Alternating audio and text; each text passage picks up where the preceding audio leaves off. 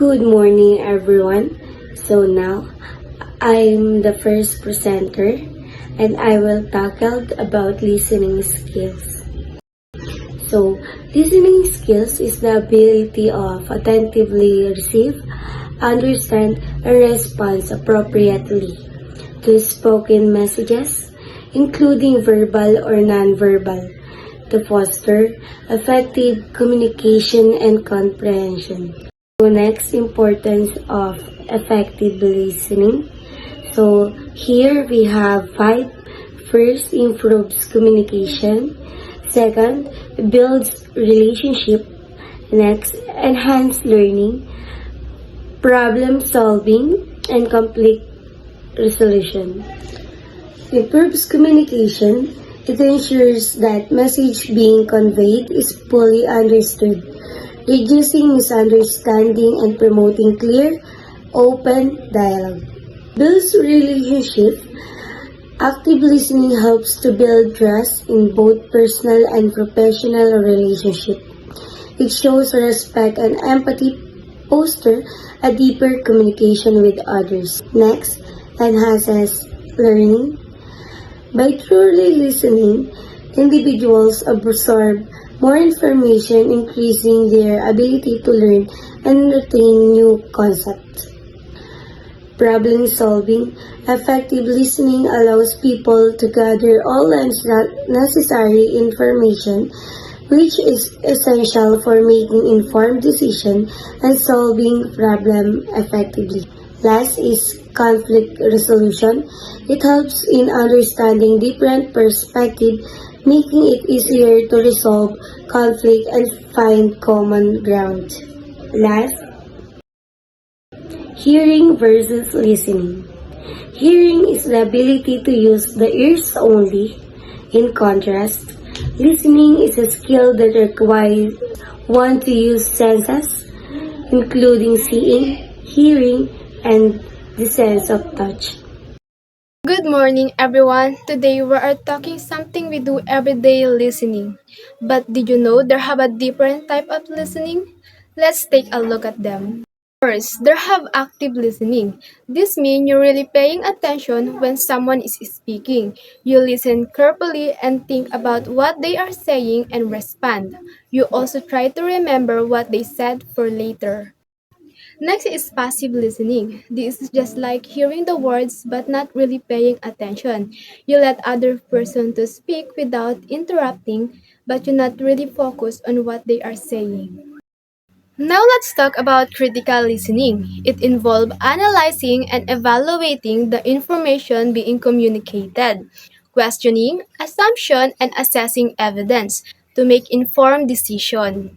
Empathetic listening is understanding and sharing the speaker's feelings and emotion, showing compassion and support to build a strong relationship. Last, we have discriminative listening. It involves focusing on specific details or differences in sounds, words, tones to distinguish important and irrelevant information. Good day, everyone. My name is Elaizamae Prado, and now let's proceed to the key aspects of effective listening. First is listening for the main idea.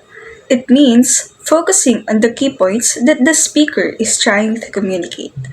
Instead of trying to remember every single word, you must pay attention to the overall purpose of what is being said. How to identify the main idea while listening? First is listen for repeated ideas. If the speaker is trying to keep saying something over and over, it's probably important. They are emphasizing the words or the sentence for the listener to remember it. Second is pay attention to the beginning and end. In the introduction, usually tells you what the topic is all about, while in the conclusion, summarizes the key points. So if you focus on these parts, you will get a clear idea. Third is identify keywords and phrases. The speaker often use certain words or phrases to signal the most important ideas.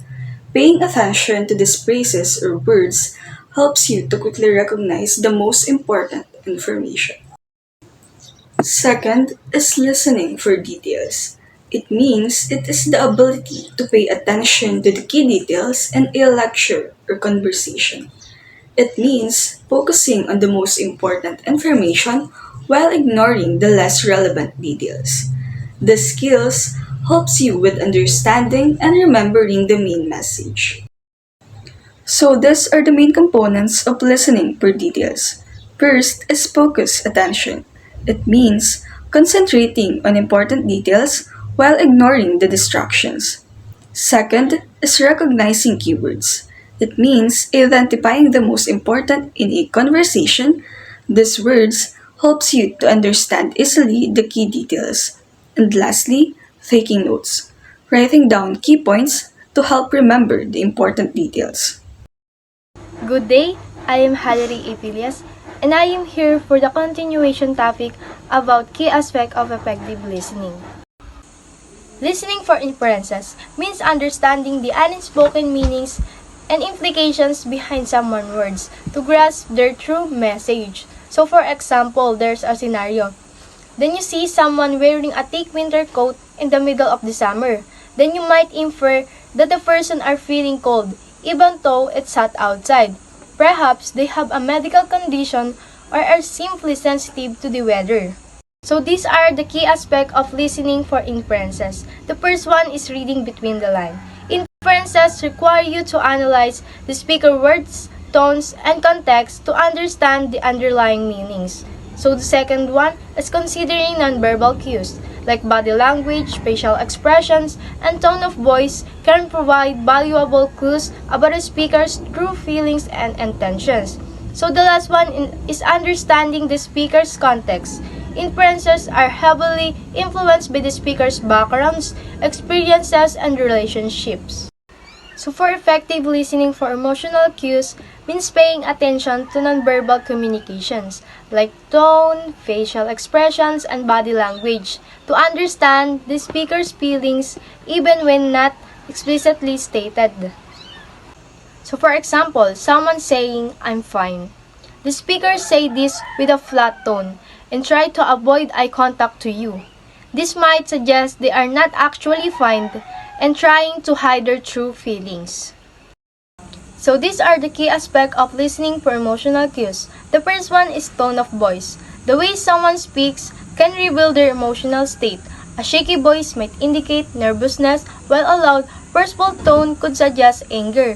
So the second one is facial expression. Facial expressions are powerful indicators of emotions. A furrowed brow might signal concern, while a wide smile could suggest happiness. So the last one is body language. Body language can also offer clues about someone's feelings. Crossed arms might indicate defensiveness, while open gestures can suggest openness and receptiveness. Good day everyone, my name is Andrei Viray, and today I will discuss the last part of our presentation at the title of listening skills. First is the attention and focus.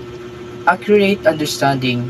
Attention and focus help you to accurately understand the speaker message, avoiding misinterpretation. Another one is improve relationship. Active listening, which requires attention and focus, help build trust and stronger relationship with the speaker and the audience.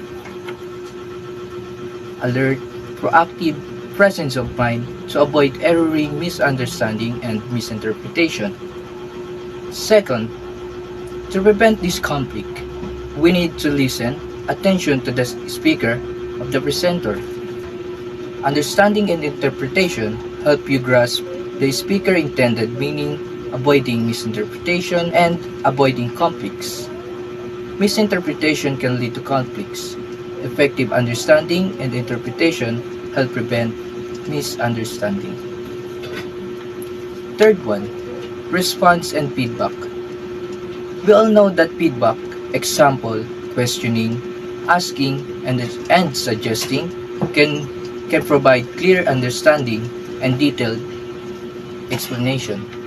Next one is retention and recall. From the word itself, recall, try to think again about the topic given and try to give feedback or question if there's a topic is not clear. Be attentive, focus, understand, and analyze the topic to prevent conflicts. Thank you everyone. I hope this lesson give us learning that can be used everyday life. Have a nice day everyone. Thank you for listening.